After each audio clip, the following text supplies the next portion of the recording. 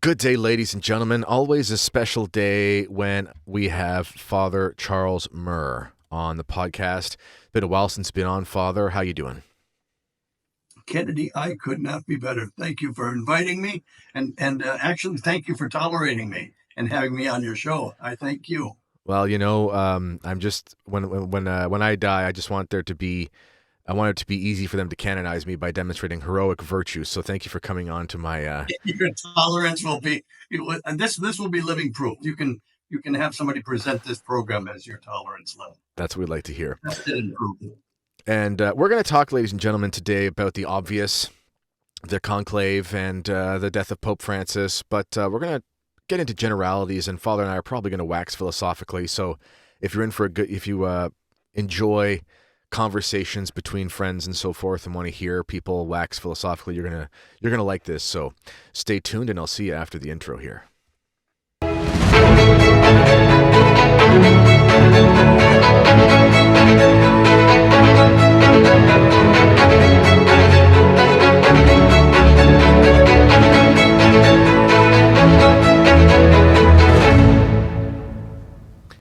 All right, Father.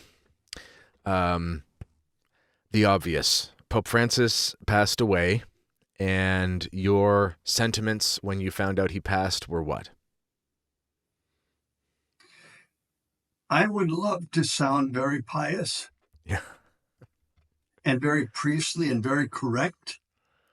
And I would love to say that I was what? Shocked. I heard somebody use the word tragic the other day with this tragedy. I can't say that. As a matter of fact, the word that I used honestly is relieved. Yeah. I was relieved. Both for him, for his suffering that it ended, and also, God forgive me if I'm too close to judging. I don't mean to, because the judge is God alone. But also, I felt relief for the church. Yeah. I didn't know how much more we could take of the ambiguity, and I just didn't. It was a relief. I just felt relief. I gave a sigh of relief. I really did, literally. I was having a conversation with a good friend of mine, very well-read Catholic. He's a teacher at a traditional Catholic school, and very well-read individual. And he's written books and stuff as well. And we were talking about how modern Catholics have a very unique way of looking at the papacy when compared to how Catholics have always looked at the papacy. And this is something I grew up in Italy for some of my childhood. And I was just in Italy again for the first time in 18 years last fall. And we were talking about Dante and how, I mean, if any of the Pope's splainers, so to speak, were to read a Dante about this era, they would think that the man should be excommunicated and called a schismatic because of how obvious and honest he is about the shortcomings of some of the leaders of the church. He puts them in hell and whatnot. Whereas today, the Pope is this untouchable, almost demigod. And it's honestly just not natural. It's not natural. It's not Roman. When you spend time in Rome, you realize, oh my goodness, they laugh about nicknames they have. Like the one Pope who, this hit me while we were in Rome, our guide. She was a wonderful guide, actually. She was a really great guide. This tour company that we used, they have been doing traditional Catholic tours for 25 years, so they know which guides to get. And this lady was great. She was a woman of faith, and you could tell. And she was saying how the Pope at the time, when he took all the gold from the Pantheon, whichever Pope it was, and they called him Barberini, and the little barbarian. And it's just so funny to hear that. And it's like, during his lifetime, they called the Pope the barbarian. And if I were to do an article tomorrow saying, Pope Francis the barbarian or something, the who's who of the bishops' conferences would be calling for my head for being such a schismatic. And I'm like, these are Romans living with the man. And they have the saying then for that Pope and that Pope's family was, quid non fecit barbari, fecerunt barbarini. What the barbarians didn't do, the barbarinis did. That's right. Now and it wasn't bad. they were simply using a lot of marble and everything else from fallen monuments, Yep. which later on would have put them in jail for touching, right? But Yeah. uh, it turned to rubble. It turned to Yeah, rubble. I think that you hit on something right now that's precious to my heart. I'm sure it's precious to your heart also, and to the church's heart, surprisingly, and that is Dante. Mm. Uh, you might think you said perhaps he would be excommunicated. Well, I'm going to tell you something. Dante is the only author that I know that the church has officially judged on and said there is nothing theologically incorrect with what he wrote. Yeah. I know of no other author that the church has given that, and this is the church's own assessment of him, that what he has written is theologically sound. You can read it as a Catholic, and he's talking about, especially I believe it's Boniface VIII. He's got in a special place of hell. This and other. What he did though was really beautiful. Aquinas does the same thing, but in language, stronger language, in a systematic way in theology. He put degrees. He gave importance to degrees. There are degrees of hell. There are degrees of heaven. There are degrees of purgatory. There are levels. In hell, why? Because God is just. God is not going to even if somebody condemns himself to hell, he's not going to receive the same judgment for sins of the flesh as he would for mass murder Or treason, okay? or something. They're different. Yeah. And this goes for heaven, hell, and purgatory. And it's also a way to look at how God looks at us in this life. Somebody just said to me the other day, they took issue with it. As a matter of fact, we got into an argument. I love these arguments. They're not bad arguments. They're good arguments. It was a group of gentlemen having lunch together, some businessmen here in Spain. And we were talking about the subject of love. And I simply said, well, there are different degrees of love, right? And one man opposed that idea, and he didn't like the idea that I said, God does not love everyone the same. Oh, and they took issue with that. And believe me, these are people who have not seen the inside of the church in years, some of them, right? They took issue with that. God loves us all the same. I said, he absolutely does not. He does not. You don't love him the same. The two of you who are sitting here, neither one of you love him in the same way. God answers our love the way we love him. I think this is the reason that Christ had such a place in his heart for St. John, because John loved Christ beautifully, like an older brother, like a best friend, all of this. But he loved him more than the others did, and he relished that title that was given to him, the beloved disciple. But there are my whole point is, and I'm sorry, I'm monopolizing this, and I don't mean to.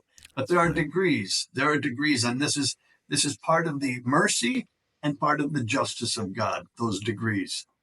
We're not all loved the same way because we don't love God the same way. We are not all going to suffer the same pains in purgatory, nor the same joys in heaven, and unfortunately, not all are going to have the same degree of hell. So Dante did a great service by putting this into a realistic form of theology.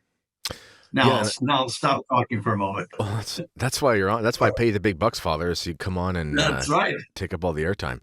But well, also, the mention of degrees is important, and it ties into my thought here because there's also a difference in how we are supposed to assess certain individuals based on the responsibility they have. And exactly. If you are in charge of others, then your actions are judged based on what you're in charge of and what the degree of responsibility you hold. And while I understand, and to be honest, I have been very tame on my comments on Pope Francis. compared to many traditionalist commentators. I'm not saying that to say I've done better. I'm just saying that's just kind of my personality. And I'm very Canadian that way. We don't, we're friendly to a fault, maybe. But, but I will not, I cannot, I can't hide the fact that, objectively speaking, it was a great tragedy for the church to have him as the Pope. And it's okay to say that. It's okay to say that, just to say, and that's a Catholic sentiment to say that. This is why, again, Dante can be talking about contemporary churchmen and so forth being in hell or purgatory based on the treasonous actions and so forth they've done for the church at the time. And I think it's important for us to have a healthy dose of realism. So maybe, God allows all things for our benefit for some reason or another. Maybe the Francis pontificate was to try to break our strange kind of hyper-papal myth about the Pope. Maybe that's the purpose of this pontificate. Maybe that's what it's done that's positive. I think you've hit a very, very valid point. Yes, I believe that completely. As a matter of fact, I remember at the beginning of his pontificate, so many people were scandalized that I, for example, would disagree with a position that he took or something that he said. Well, you can't say that he's the Pope. I said, of course I can say it. But I was amazed at people's reaction. You couldn't say that because it was, well, excuse me. I could say the same thing to him. He shouldn't say that because he's the Pope. Mm-hmm. It works both ways. But I think we eased up a little bit. There's a tinge. You probably got it in Canada as we have it in the United States. And it's other places. There's a tinge of an Irish Jansenism, I call it, in us, we have these. You can't say this. You can't go. And where the Latins mm-hmm. are much more at ease because, especially the Italians, almost consider the Pope a member of the family. Yes. It's sort of like Uncle Gino, right? Uncle. He belongs to them, so they have a familiarity with him, which is an ease, which is beautiful. Also, can be taken to the wrong extremes, but it's a beautiful thing, I think. Yeah, and I've noticed, because I've obviously done a lot of work talking about traditional topics and stuff, and I've noticed that Latin understanding of things covers a multitude of sins because people forget that the church is Latin, as much as they don't want to admit it. And I understand there are Eastern rites. I get that. But we are Roman Catholics and we are in the Latin Rite, and the Latin Rite encompasses 85-95% of Catholics. That's just how it is numerically. Right. And that's the bulk of the history. And, when I've realized, especially talking about when I talk about the SSPX and just things of that sort, and I go, and people sort of get into their legalist viewpoints, I go, you don't understand how Italians think, do you? You don't understand that this law in the church is an extension of custom, and custom is law, and this is the tradition of Italian thought. And for me, I grew up in an Italian family. It's always been very easy to understand that. I go, oh, okay, this is what the law is supposed to mean, and this is how the person would mean what he said. So I'm going to interpret it that way because but then they say, oh, no. If you see the grammar here and you do the comma there and you interpret it this way, you've got yourself a schism. I'm like, that's not Catholic. That's just not the way it is. No. Yeah. No, that's very observant on your part. That's true. That's true. And it's, you take things with a little bit of a grain of salt. I'll tell you what really opened my eyes.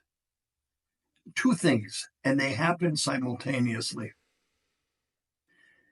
The pandemic mm-hmm. and the pontificate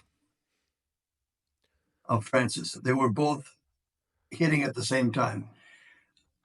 And I all of a sudden understood one day, it took me a few weeks to grasp this. I understood that the world, as I knew it, was in real crisis. Governments were in crisis, so was the church. And nobody had any answers to anything. And all of a sudden, we were on our own. Priests were forbidden to say Mass, to celebrate Mass with people. I never stopped. I had clandestine masses constantly and brought communion to people who were dying and went to go visit the sick. But other priests did not because they were forbidden. I said, what do you mean you're forbidden? They were following the law. And also the law was very convenient because it meant they didn't have to work. Okay, Yeah. so there's that factor. That factors in. Let me put it this way, right? It was a very convenient law, right? Yeah. Can't do that. That would require working. Yes.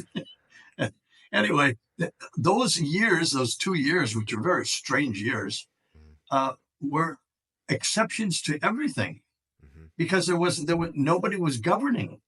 Neither the civil nor the ecclesiastical authorities were really taking their role. And as a matter of fact, both were saying things that were incorrect. Mm-hmm. So what are you supposed to do? You're supposed to know with your own conscience, a well-informed conscience. I think I have one. I think you have one. You act on what you know. That's it. So I found those two things, the pandemic and the pontificate, liberating in a sense, because I had to make up my own mind and I had to act as the Catholic that I am. It's interesting you mentioned And that. I found that liberating. And that makes a lot of sense. And it's interesting you mentioned that because a lot of people were okay with thinking outside the box when it came to getting sacraments and the faith. Yes. And I would say to people, in various ways, I would say, yeah, so you're willing to take, basically put it this way, you're recognizing that they're wrong about a risk to the body, so you're willing to quote unquote disobey when they're wrong about a risk to the body. So is what's more important, a risk to the body or a risk to the soul? So maybe we don't need it shouldn't take a threat to health to say I need the Orthodox faith. It should be a threat to spiritual health, which is much more severe. And I think that's why a lot of people went traditional and went towards the patrimony of the church during the pandemic, so-called, because they made that connection where it's like you realize what's most important to you and you realize that the spiritual is actually higher than the physical. And then, oh, wow, I should probably not be subjecting my children to... Much higher, much more important. Yeah. Right? And that makes you think...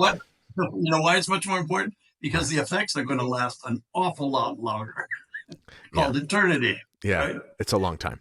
But the thing too is that it was a time when I had already begun to say the Tridentine Mass because Pope Benedict had given permission to any priest who wished. So I learned it. It took me about 6 months before I felt comfortable. 3 months. And started saying it. I would never go back. I'm going to tell you something. I would never go back to the other. I mean, I wouldn't. This is so beautiful. It's like having two choices between two women to marry. One can sing. She's beautiful. She knows how to cook, and the other one has a miserable mother. Which are you going to choose, right? Anyway, so I had that choice, and I said, "No, I'm going with this. Is beautiful." And people came to clandestine masses. They were not clandestine; they were in garages, all open to public, right? Right. But they were amazed with the Tridentine Mass, as I was. And all of a sudden, the number was growing and growing and growing. And it's funny because I also see this. You remember the stats, the latest stats we had to deal with? They came out just a while back. That there were just a couple of weeks ago, that the numbers of converts to the Catholic faith were up in France, they were up in Italy, they were up in the United States, they were up in England, where in England today we have more practicing Catholics among young people than Anglicans. Who would have ever thought that? Henry VIII should be spinning in his grave, what's left of him. Anyway, the point was this. I stopped. I said, I know where all of these converts are coming from. I know why there's an augment in conversions. And you know how I knew, Kennedy, that it was from the traditionalist movement? You know how I knew? Because no mention was made of it in any of the. Nobody mentioned. I said, their silence speaks loudly. Yeah. And that's exactly what it was. That was exactly what it was. The conversions, the great number of conversions, were in the traditionalist movement, the traditionalist Catholic movement, which I think is beautiful. So I'm very hopeful, which brings us back full circle to what we're talking about right now, to where we are right now anyway, with the conclave, the election of a new pope. I am very confident. Boy, I hope I'm not wrong. I'm very confident that the next pope is going to permit, just like Ratzinger started, the traditional mass without a problem at all. That's going to happen, and I'm very happy. Maybe it took also, as you say, maybe it took these 12 years to be hit on all sides and try to understand things, a little shaking up. All of us need every once in a while, and to get down to what's really important. Yeah, I believe you, and I'll piggyback off that, and offer insight from the political sphere, which I think helps to buttress your point. But before I do that, I want to make sure that we're going to talk about your book later, but I want to make sure that I promote a couple things because I'm terrible at promotion, and I always forget. Father Murr has written a book called "And It Was Night: A Tale of Betrayals," and you can find the link for that underneath. We will discuss this book later on, but this is a hard-hitting fiction, and not for the faint of heart. But we talked about Dante and how good Catholic literature is not the same thing as the cheesy Hallmark evangelical films. It's real, it's gritty, it's about the reality of human sin, and written with the lens of faith. And then, in addition, ladies and gentlemen, I am going to the Holy Land this September with Regina Pilgrimages, or Catholic Heritage Tours is technically the branch of the company that we're using, with a traditional Catholic priest as our chaplain, and highlights at a glance. It's all the hot spots: Jerusalem, Bethlehem, Nazareth, Mount Tabor, Cana, Sea of Galilee, Jordan River, Mount Carmel. You've heard about it in the scriptures, and we're going to see it. And I'd love to see you there. You can find a link for that underneath, or you can go to kennedyhall.ca/holy-land, kennedyhall.ca. All right. I want to say what you were saying there, Father. So we had an election in Canada a couple nights ago, and everyone's saying, "Oh, Canada is dead. Canada's gone." I get annoyed when I hear those things because I actually live here, and I'm actually not gone. I'm right here, and I noticed. I noticed that right off. Not quick I am. I know, yeah. It didn't fall into the sea. Anyway, not to get too much of the ins and outs, but the funny thing about this election, the Liberals won again. They won by the Conservatives got a higher portion of the vote, the highest they've ever had. The reason why the Liberals won is because the other left-wing party kind of collapsed. It was like a European maneuvering thing where the lefties come together to stop the Conservatives. You know, you see this stuff in parliamentary systems. It's story as old as time. Hard for Americans to understand because it's not the way it is there.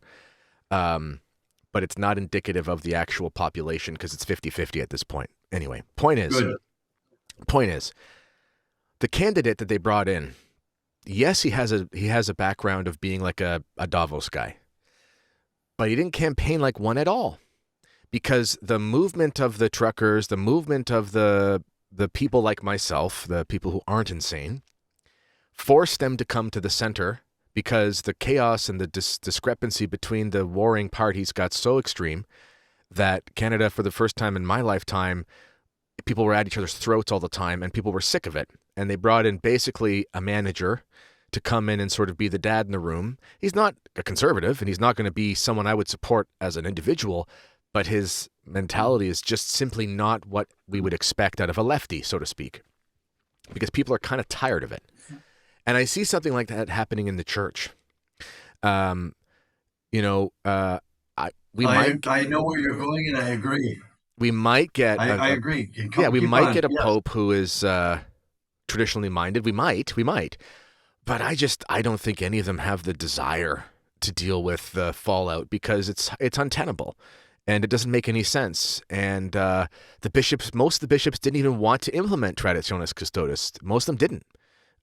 Even my bishop, right.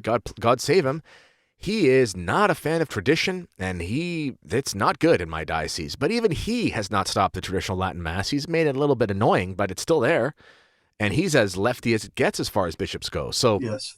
I don't see the war on the traditional mass continuing, because I think it's just a waste of time. What do you think? I think you're right. And I think the next pope, uh, wherever he's coming from, Yeah. wherever his ideology is from, he is not going to want to go to war. There's an old saying, and you know it very well: to choose your battles well. Yeah. You know, this was a ridiculous battle. There's no need for a battle at all. There Mm-hmm. was no need for that battle at all. As a matter of fact, things were going along rather swimmingly. And this is what one man decided he was going to make into a battle, and he was going to die on that hill. I think it was absurd, and that's the way things are. Anyway, Mm-hmm. Well, I I, mean, I have I have to just tell you this. There is one very annoying gnat in this room. So if you see me going like this, oh, I, I haven't completely lost it. Go ahead. I'm that's sorry. fine. I thought you were talking about one of your friends was visiting or something. Um, but yeah, well, I mean, uh, people like to, the liberals, the progressives like to suggest that, traditionalists aren't really that big of a portion of the church. And it's like, well, yeah, numerically speaking, it's whatever, 1-2%. But about 15% of baptized Catholics go to Mass, and about half of the ones that go to Mass don't believe in the real presence. That's right. So that leaves 70%. About 70%, not half. yeah, 70% it's a don't ton. believe. So all of a sudden in your diocese, if you have 20 parishes and one or two of them are packed to the gills because of traditionalists, that's actually kind of a sizable influence on things, and you can't ignore it, because the number of baptized Catholics is irrelevant in the sense of what is the bishop actually managing, and he's managing a diocese Yes. where the traditionalists are the most faithful, where they are the most involved, where they are the only ones praying for him, and Isn't that it's ironic? It's yeah. true. That's true, Kennedy. Yes. I pray for. I mean, Pope Francis is passed now, but I mean, between my morning prayers, evening prayers, the Rosary, I mean, I probably pray for the Pope 3 times a day. And Yes. people think trads are all these Pope haters and stuff. I'm like, no, I actually probably love him more than you do. That's why I pray for him all the time, and so yeah, I think Archbishop Lefebvre, when he was still alive, he had this sort of witty saying, and he said, we're asking Rome for the permission to continue our experiment of tradition, you know, because he knew that it's like that quote attributed to St. Augustine. I don't know if it's a real quote, but it's one of those nice quotes that might be. And he says, the truth is like a lion. You just have to set it free and it can defend itself. You know, when you allow priests to say the traditional Mass and you allow the faithful to go, it just doesn't stop, because it is Catholicism. It represents the Catholic faith with no compromise. So people are naturally attracted to it. Whereas the Novus Ordo, for it to continue, requires intervention. This is why the liberals always, and this is why Archbishop Lefebvre says, and they've uncrowned him about liberalism, he says liberalism always leads to tyranny. Because when you try to express liberalism as a philosophical thesis, ultimately you get to a dead end where it has no basis, because it's based in something like relativism. So you have to use Yes. tyrannical force in order for it to continue. This is why Pope Francis, being a liberal, had to bring down force of coercion in order to stop the traditional Mass, because the arguments can't work. So if you let it free, eventually it takes over. That's what I think. Well, I think you're absolutely correct. There's also something else. Uh, Let me go to this degree. Uh, I got to see over the years. I've gotten to see over the years, but especially concentrated in these last 12, the deep hatred. Let me say that word again. Hatred for the traditional Mass, for the Trinity Mass. Now, why would anyone hate a liturgy that's bringing so many people closer to God? Why would you hate that? Why wouldn't you hate, I don't know, people dancing and doing cartwheels during the offertory. You want to hate something? How about that? I mean, there are many things you can hate. Why would you hate something that's drawing so many people to God? This shows a problem, a deep problem on the haters' part, not on our part. Look, people send me all sorts of things, videos of this, videos of that, people dancing and sincerely doing cartwheels with motorcycles, jumping off altars, screaming. There is no limit. Al peggio non c'è limite. To the worst, there is no limit. They send me all these things, and I'm saying to myself, all of that, in a sense, is tolerable. People are tolerant. It's going on and on and on. No one's complaining. No one's stopping. No one saying Father so and so was suspended because he rode a motorcycle through church during the offertory, or gave out communion. Who knows how, with a chef's hat on or something. These people don't sleep. You know that they don't sleep at nights thinking of weird things to invent. All of that is permissible. But what is not tolerable is the Latin Mass, the Mass that's 16, 17, some would say 1,800 years old. That is not permitted. That, to me, I know how this is going to sound, and I don't mean to sound, well, maybe I do mean it to sound that drastic. That, to me, is a borderline diabolical. Well, it's satanic. It really is. It's satanic, yeah. Father. We've been led to believe that when you talk about the devil, it's, spooky parlor tricks from the preternatural realm because of horror movies and things like that. But when you read the writings, doesn't need to stoop to those degrees. He's got most people controlled easily without going through any dramatics. Well, and that's what, you read the John of the Crosses, and there's only one John of the Cross, but when you read the great spiritual writers, and there are marks of the devil. And there's intellectual and spiritual marks, and St. Ignatius of Loyola talks about them, when the discernment of spirits in the true sense, and duplicity, so speaking out of both sides of your mouth, sign number one, and pride. Those are the two marks you always see. And when you see someone speaking out of both sides of his mouth, meaning contradicting himself, being a hypocrite and so forth, and defending that, you go, that's a mark of the devil. Now, he may not be possessed or something, but the point is that that's a demonic mentality. And pride, which is exalting yourself above what came before you and above your station. So when you look at the way that the New Springtime talks about tradition and so forth, it's like, this is duplicitous. You talk about encounter, you talk about the peripheries, you talk about the margins, you talk about people having deep religious experience and so forth. But you do the opposite. That's satanic. You talk about Christian poverty and humility and so forth, but you don't have the humility to accept what was given to you by your ancestors who bled for it. That's prideful. That's the two marks of the devil right there. So this whole thing, it is satanic, and this is why, you have lots of experience with this as a priest, and in my capacity as someone who, I don't intend to be controversial. I actually, funny enough, Father.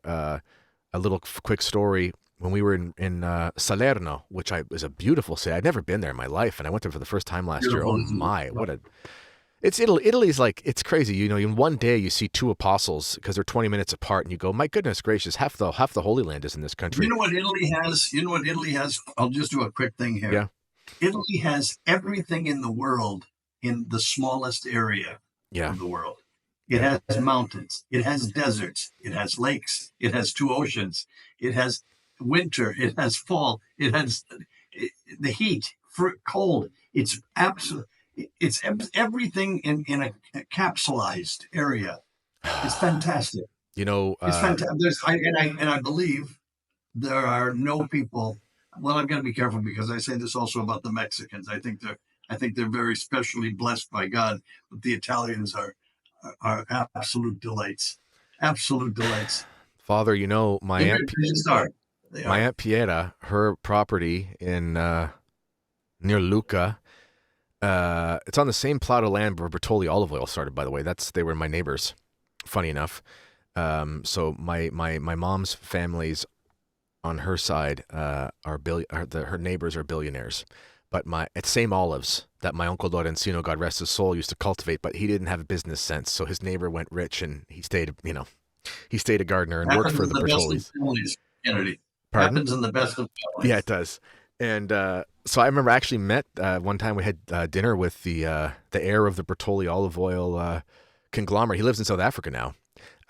Also, aren't they good Catholics? I don't know that. I was young. I was in grade 8 when he was. I believe they are. They were very generous to Catholic education and to Catholic charities. Well, they might And have been. also politically, they took some grief in the United States because they opposed certain trends, new trends. Let's put it this way. Could be, but it's just funny. So I grew up eating this olive oil, and I go to the grocery store, and it's Bertoli. They don't make it there anymore.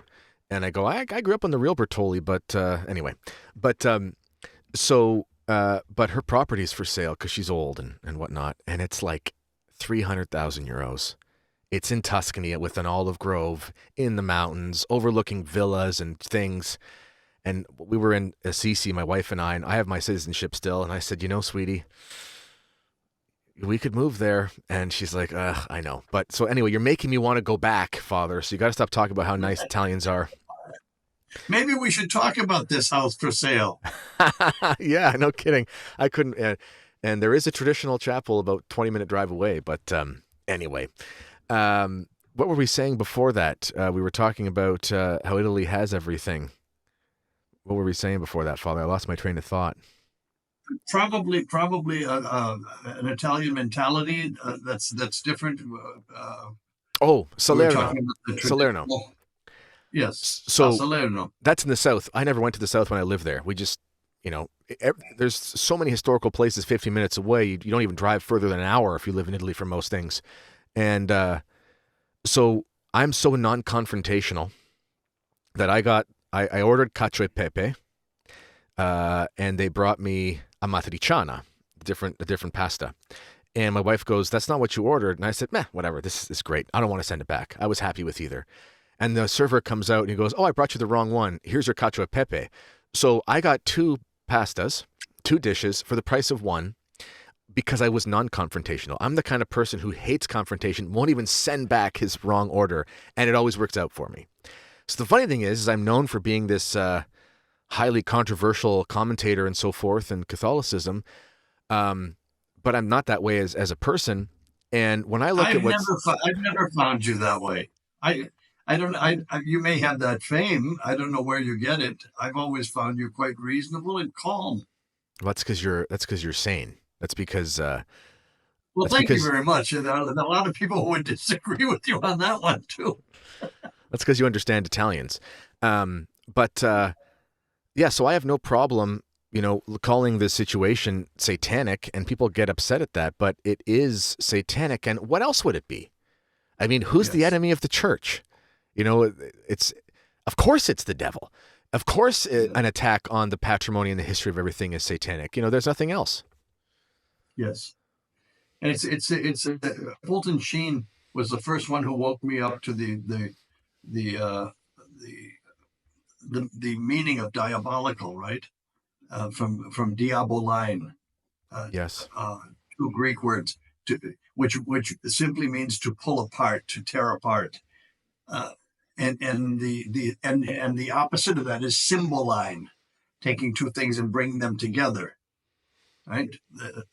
The diaboline, the word diabolical comes from that, and it's the division, and unity is of the Holy Ghost. We know this; it's one of the gifts of the Holy Ghost.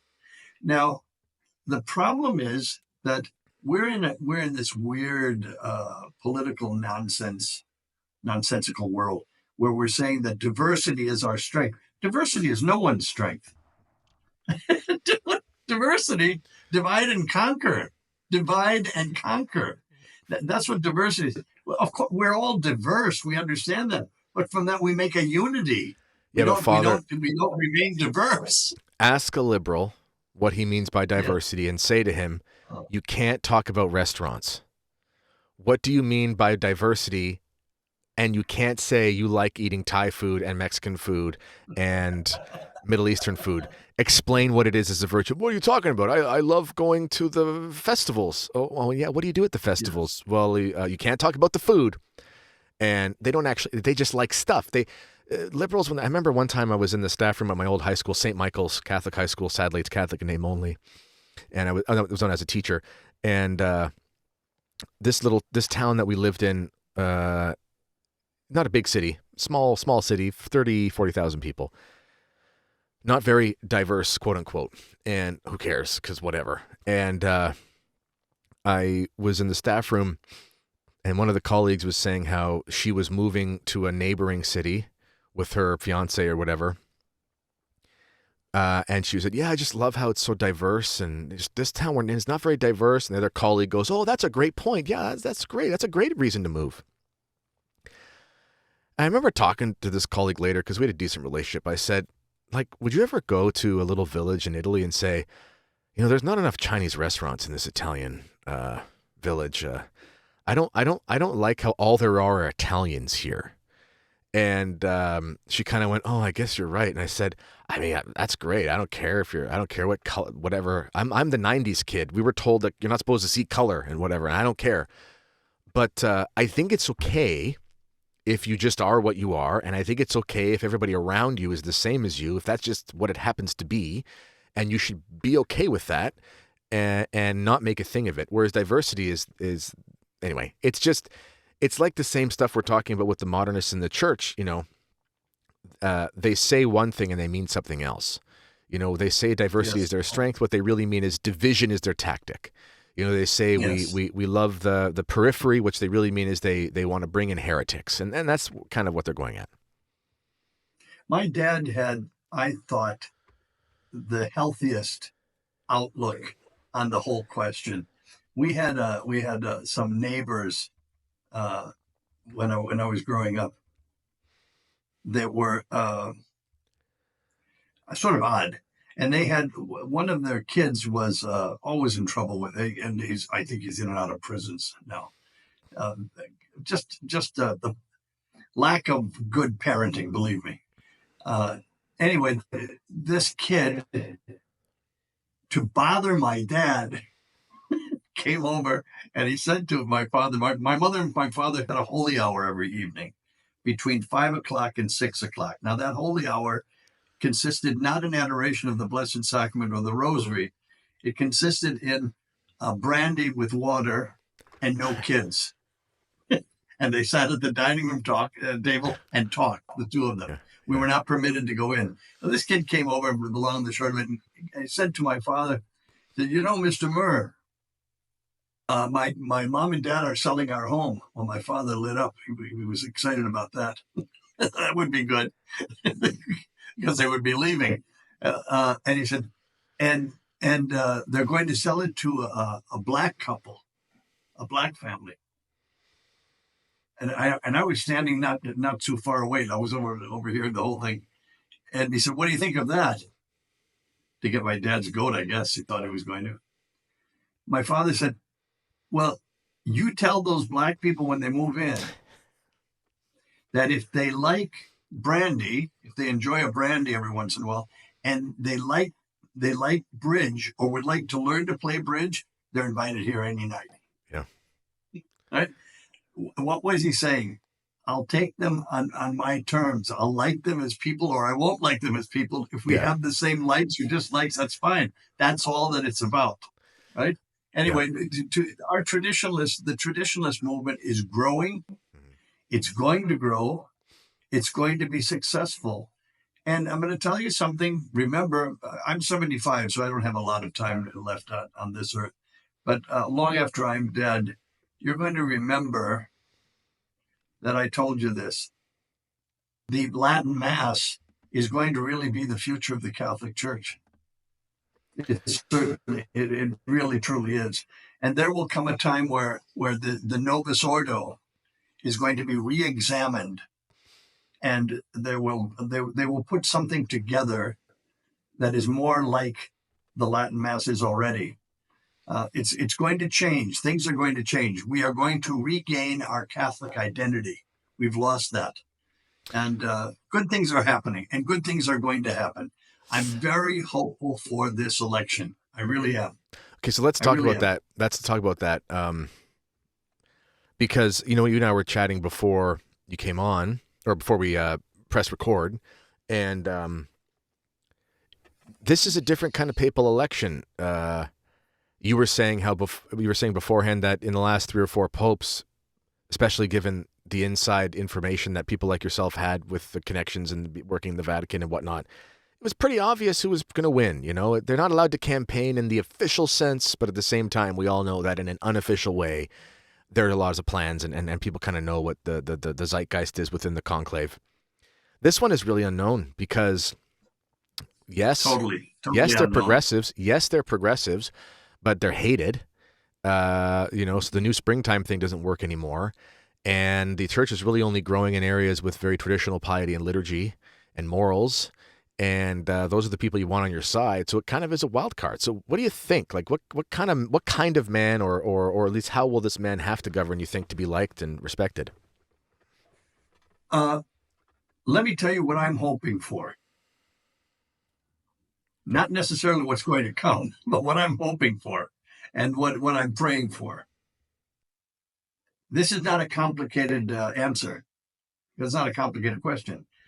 I ask God at least 50 times a day to send us a Catholic. A Catholic Pope, yeah. That's all. Yeah. It used to be a joke, Kennedy. It used to be a joke to say it's so obvious anyone can see it. You would say, is the Pope Catholic? Rhetorical question. Yeah. It's no longer a joking matter. It's a real question today. Just that we be sent a Catholic, I'll be happy with that. There was a African, Asian, South American. I don't care. I would love to see Cardinal Sarah. You're asking my person. I would love to see Cardinal Sarah. I think the man is a saint. He's pious. He's incredibly intelligent. He understands things, and he has nerve. He has nerve. He has strength of character. I would love to see him. I don't think he's got a chance of winning, but he will be listened to. He will be listened to in the conclave. Do you know there are many voices who are going to be listened to, because what they're going to be presenting, if they haven't already presented it, or they'll present it many times, I'm sure, before they get to the actual voting on the 7th of May. What they're going to be presenting is simply this. It's what Cardinal Murr said. It is either orthodoxy or heresy. Mm-hmm. We're going in one of two directions. And so whoever is going to be elected has to be orthodox, because if he is heterodox, it's just, we're asking for total division. We're asking for total division. We're asking for decimation. And that's what will happen. So it's that serious. And I think these cardinals are going to be looking at it. I think they've had it's kind of funny the way it parallels a little bit the American politics. Poor Joe Biden was such a mess that when he died, he almost carried. When he died? Pardon me. No, we're not sure. We're not sure. The jury's still out on that one. But when he resigned, when he retired from office, it was refreshing. Yeah, people were anxious for Trump. They were anxious for anything that wasn't Biden. Well, I think the same thing is going to be happening now. Well, yeah, and I think our liberals learned from the Americans, because they replaced Biden with a cackling weirdo who nobody liked, whereas I think they would have had a better shot at winning if they replaced him with basically a centrist, basically somebody who didn't force the but they can't. They can't be centrist. They can't. It's the whole thing is overtaking them. The disorder is part of them. and it's to the extreme. They can't do that. Yeah, sure, that would have been guaranteed, but they can't do that. It's going to be. These are very interesting times. That's all I'm going to tell you. So Very interesting time and exciting. Okay, so Father, do you think that the next pope will actually pass legislation and whatnot that makes things better for traditionalists, or do you think it's more of we won't talk about it anymore and just pretend it goes away? Very Italian, to be honest. No. It has to be addressed. It has to be addressed. We just got done talking about this is where the church is growing. It's growing in great number, and I'm amazed the people who contact me from all of Hispanic America, from Canada, from the United States, from all of Europe, from China, Japan. Everyone interested. Where can I get this information? It's all about traditional Catholicism, and I never considered myself an expert on it. I still don't on traditional Catholicism. I just got into it because of a pandemic and a pontificate, as I just got done explaining to you. But I found a little bit of heaven right here, and I wish other people would discover that and be happy about it. And they will, but it has to be addressed. It cannot go unaddressed. So you think it'd be something like, I don't know, motu proprio, whatever it is. Summorum Pontificum is back, and Traditionis Custodes is sort of rescinded. Is that kind of thing, or a new thing? I think so, something like that. Maybe a little more gentler, but more diplomatically stated. But it's going to be that. It's going to be that because things were actually moving along quite well. It was going well for everybody. If you didn't want the traditional Latin Mass, fine. You could go to your own home parish and watch acrobatics. You could do that. Nobody said anything, and there was a peace. Just let us worship God the way that we've been worshiping God, the way the church has been worshiping God for 1,800 years. That's what we would like, and we want to continue. I'll end with this sort of little anecdote, and then I just want to get you to talk about your new book. And actually, to piggyback off what you say real quickly before I do, I wouldn't be surprised if some sort of documents put out like, given what we've learned and blah blah blah, and the guidance of the Holy Spirit and surprises of blah blah blah, especially if it's a liberal. We've and consultation with the synodal process and the needs of the faithful, et cetera, et cetera. We see that bishops are free to allow the Latin Mass as they see fit in their diocese, something like that. It's we're not fully, but at the same time, you now have freedom to do whatever you want, sort of thing. I think we'll see something like that. Yeah, yes, I believe so. Well, it reminds me of when I was a kid, there was still smoking in restaurants. Yes. It ended here faster than it did in the States. And I'm not a smoker. And I smoke the odd cigar or whatever, but I've never been a smoker. But I always thought to myself, this is really stupid. Like, I don't mind the smell of cigarettes. My grandmother lived in an apartment building that smelled like cigarettes. So when I smell them, I'm very nostalgic and I think about visiting her, if I'm being honest. It smells good to me. And I would just choose not to go to that restaurant if they had smoking. I just wouldn't go if I didn't want to go around it, and if I didn't want to allow it in my restaurant, I wouldn't. It's just this. It's the same thing. That was the beginning of virtue signaling. That's right. That was really the main target and the main movement toward that whole thing. Yes, you're absolutely right. You're absolutely right. We had in New York City, you could not smoke in bars. Now, if you've got to be kidding me. You're going to go into a pizzeria with a bar and people are drinking beer and you can't smoke. This is just, it was crazy. It's apocalyptic. No, you couldn't do that. And there were people ready to report, just like it's like the abortion issue. It's like all of these issues. They're neurotic to be able to show themselves, the world, I guess, that they are virtuous, wonderful people because they disagree with X, Y, and Z. It's bunch of idiots. Wow. I don't know what a patience God has to have. Huh? What patience He's got to have. That's true. Good Lord. Yes.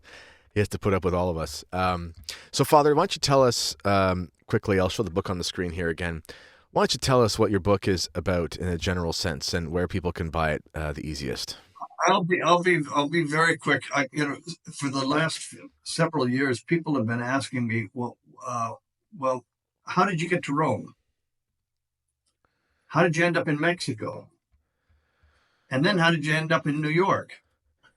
Well, so I said, I know a way to tell people. I'll write a book, right? So I wrote a book. Let me just say this. There was a book that I read many years ago, The Diary of a Country Priest. Mm. And it was beautifully, a real spiritual book. It was very beautiful. That inspired me. And I said, what I'd like to do is write what happened to this gringo priest who's in Italy, then to Mexico, then to New York. And on that journey, what he learned. And it's an easy reading book, but it's a hard book to get through because it deals with a lot of difficult issues. In Mexico, it has to do with a lot of it has to do with unwittingly this priest who's the character, right, of the novel, finds himself involved in narco trafficking, dealing with narcos, with drug lords. He finds himself betrayed by 3 or 4 different people. 3 people, but a 4th also, and had to deal with betrayal. You don't think that you would have to deal with things like that. I remember there was a Jesuit priest who was my confessor, and he said, he gave a great retreat master. He said, if a priest can't read the New Testament and see his own life on the pages of the New Testament, there's something wrong with his priesthood. And the older I get, the more I understand exactly what he was saying. I didn't understand it so much as a young man. I understand it today.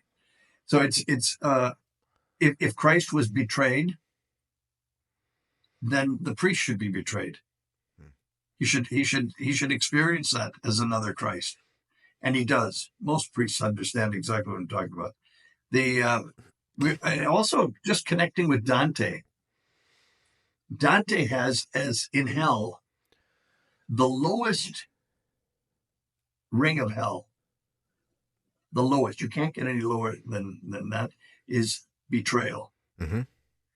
It is the worst sin Dante has. I'll never forget the first time I read it, because I could see it in my mind when I was reading it.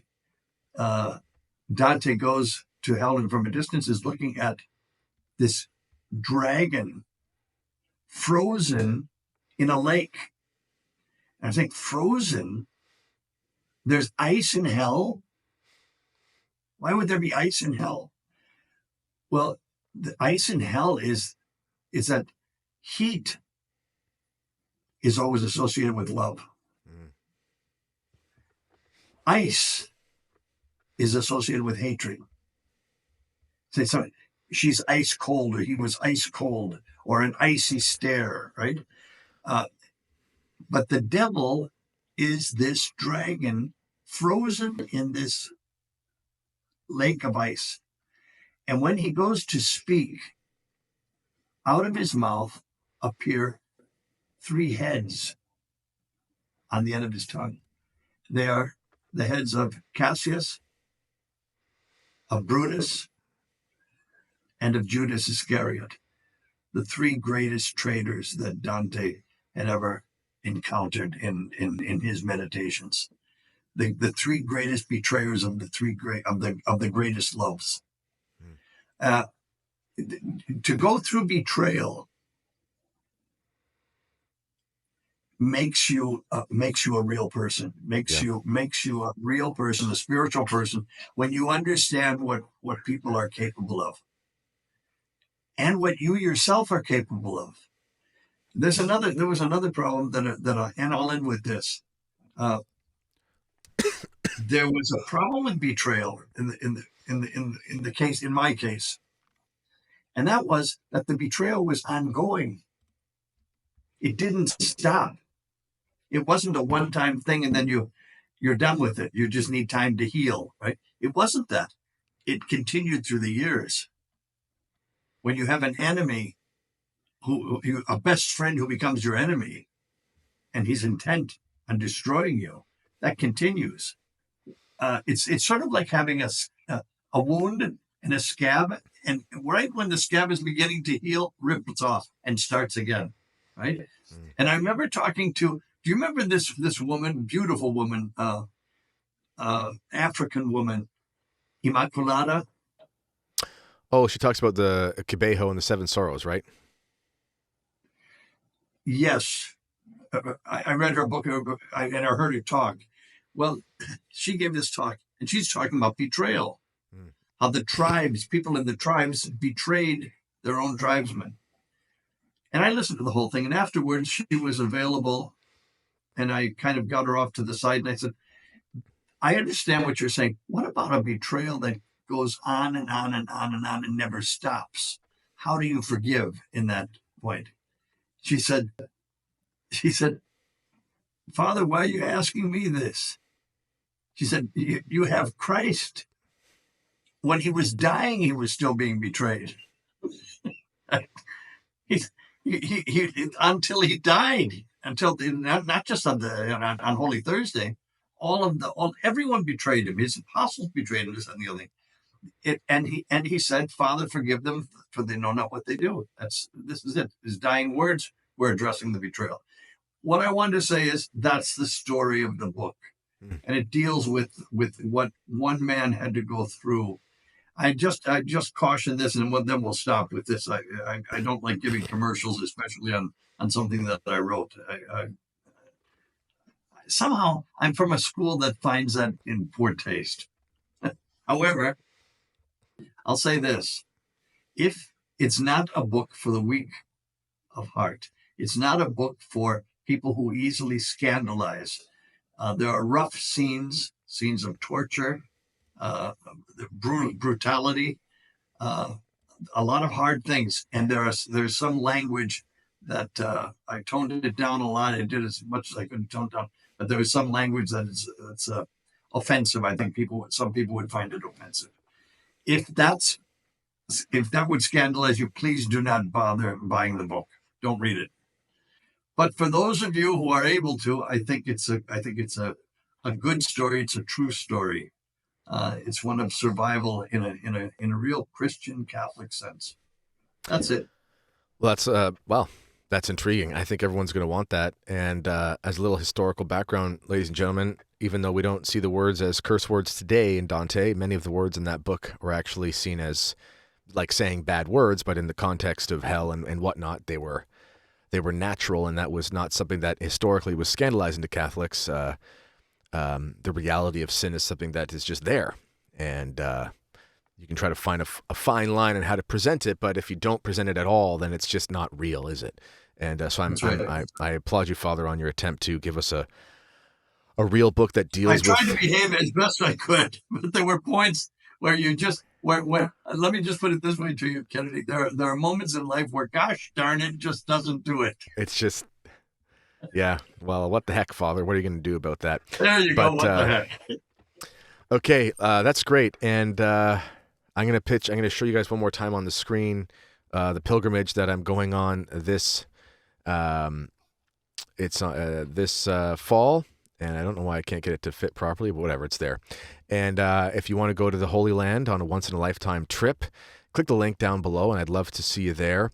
Father Murr's book, And It Was Night. You can find a link for that underneath as well. And I'll also pitch my own book, What Happened to Catholicism. And that's all she wrote. And that's all I have for you. So check out those links. And Father, it's been a pleasure, and I can't wait to talk to you again soon. Kennedy, it is always a joyful experience talking to you. I mean, thank you. I mean that most sincerely. You're a good man. Keep up the good work, and congratulations on the arrival soon of number 7. Well, thank you. And if people do want to support, I don't like to ask for money. I've never done the whole just ask for money thing. But if you do want to support me in my efforts, and I'm not just going to say, please send me your shekels, but you can sign up for my Substack, which is you pay for something, you get something, and that helps both of us. And you can find a link for that underneath as well. It helps me. I think we have to get a new van because we're full. We're full, the 8-seater. We're going to have to get the bigger one. And they don't go 8-seater, 9-seater, 10. It's 8 to 12 or 15.